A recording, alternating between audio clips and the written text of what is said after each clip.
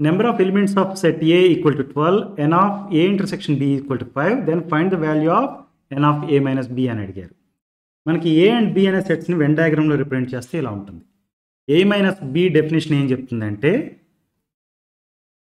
Elements that belong to A but that does not belong to B, అంటే only మనం shade చేస్తున్న portion మాత్రమే, right, Bలోకి enter అవ్వకూడదు.